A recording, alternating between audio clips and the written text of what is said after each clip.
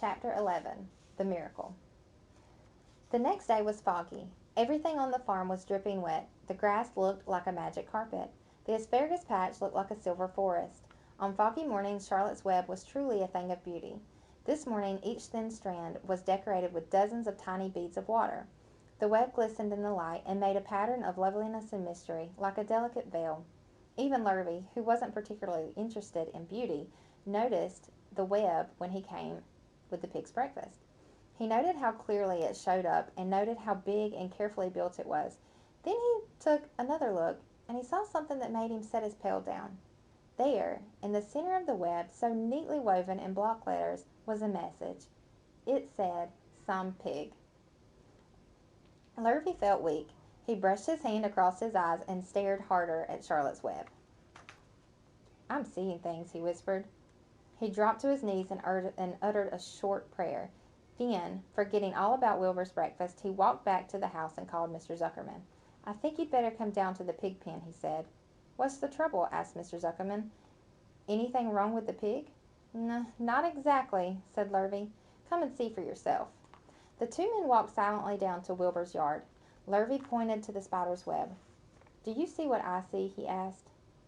Zuckerman stared at the writing on the web. Then he murmured the words, "Some pig." Then he looked at Lurvy. Then they both began to tremble. Charlotte, sleepy after her night's exertions, smiled as she watched. Wilbur came and stood directly under the web. "Some pig," murmured Lurvy in a low voice. "Some pig," whispered Mr. Zuckerman. They stared and stared for a long time at Wilbur. Then they stared at Charlotte. "You don't suppose that spider—" began Mr. Zuckerman, but he shook his head and didn't finish the sentence. Instead, he walked solemnly back to the house and spoke to his wife, Edith. "Edith, something has happened," he said, in a weak voice.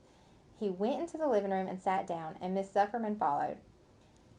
"I've got something to tell you, Edith," he said. "You better sit down." Miss Zuckerman sank into a chair. She looked pale and frightened.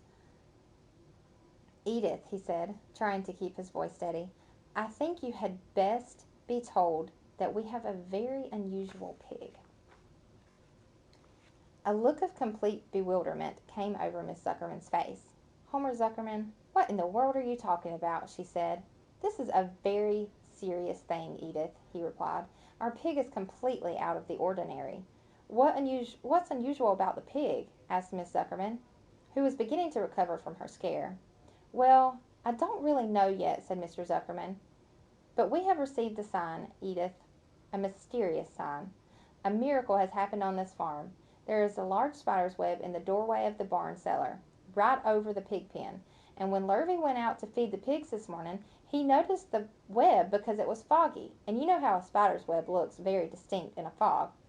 Then, right spang in the middle of the web, there were these words, 'Some pig.' The words were woven right into the web. They were actually part of the web, Edith. I know because I have been down there and seen them. It says 'Some pig,' just as clear as can be. There can be no mistake about it. A miracle has happened and a sign has occurred here on earth, right on our farm, and we have no ordinary pig." "Well," said Miss Zuckerman, "it seems to me you're a little off. It seems to me we have no ordinary spider." "Oh, no," said Zuckerman. "It's the pig that's unusual. It says so right there in the middle of the web." "Maybe so," said Miss Zuckerman. "Just the same, I intend to have a look at that spider." "It's just a common gray spider," said Zuckerman. They got up, and together they walked down to Wilbur's yard. "You see, Edith, it's just a common gray spider." Wilbur was pleased to receive so much attention. Lurvy was still standing there, and Mr. and Miss Zuckerman, all three, stood for about an hour, reading the words on the web over and over and watching Wilbur. Charlotte was delighted with the way her trick was working. She sat without moving a muscle and listened to the conversation of the people. When a small fly blundered into the web just beyond the word pig, Charlotte dropped quickly down, rolled the fly up, and carried it out of the way. After a while, the fog lifted. The web dried off, and the words didn't show up so plainly. The Zuckermans and Lurvy walked back to the house. Just before they left the pig pen, Mr. Zuckerman took one last look at Wilbur. "You know," he said, in an important voice, "I've thought all along that that pig of ours was an extra good one. He's a solid pig. That pig is as solid as they come." "You notice how solid he is around the shoulders, Lurvy?" "Sure, sure I do," said Lurvy.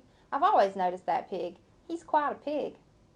"He's long and he's smooth," said Zuckerman. "That's right," agreed Lurvy. "He's as smooth as they come. He's some pig." When Mr. Zuckerman got back to the house, he took off his work clothes and put on his best suit.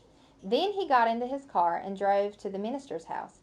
He stayed for an hour and explained to the minister that a miracle had happened on the farm. "So far," said Zuckerman, "only 4 people on earth know about this miracle.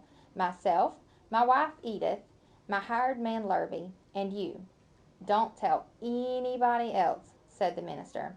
"We don't know what it means yet, but perhaps if I give thought to it, I can explain it in my sermon next Sunday. There can be no doubt that you have a most unusual pig.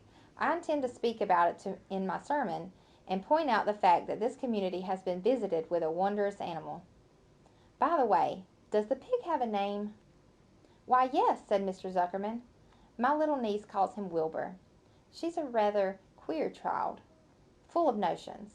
She raised the pig on a bottle, and I bought him from her when he was a month old." He shook hands with the minister and left. Secrets are hard to keep. Long before Sunday came, the news spread all over the county. Everybody knew that a sign had appeared in a spider's web on the Zuckerman place. Everybody knew that the Zuckermans had a wondrous pig. People came from miles around to look at Wilbur and to read the words on Charlotte's web. The Zuckermans' driveway was full of cars and trucks from morning till night. Fords and Chevys and Buicks, Roadmasters and GMC pickups and Plymouths and Studebakers and Packards and DeSotos with Gyromatic transmissions and Oldsmobiles with rocket engines and Jeep station wagons and Pontiacs. The news of the wonderful pig spread clear up into the hills, and farmers came rattling down in buggies and buckboards to stand hour after hour at Wilbur's pen, admiring the miraculous animal. All they said they had never seen such a pig in their lives. When Fern told her mother that Avery had tried to hit the Zuckermans' spider with a stick, Miss Zarabelle was so shocked that she sent Avery to bed without any supper as punishment. In the days that followed, Mr. Zuckerman was so busy entertaining visitors that he neglected his farm work. He wore his good clothes all the time now, got right into them when he got up in the morning. Mrs. Zuckerman prepared special meals for Wilbur. Lurvy shaved and got a haircut, and his principal farm duty was to feed the pig while people looked on.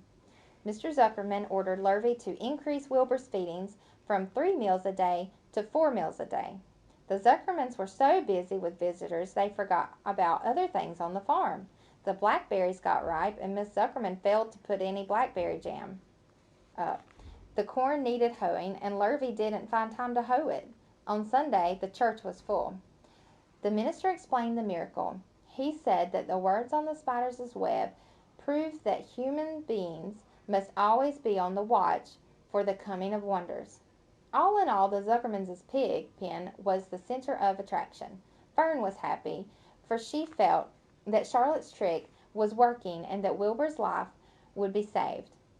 But she found that the barn was not nearly as pleasant. Too many people. She liked it better when she could be all alone with her friends, the animals.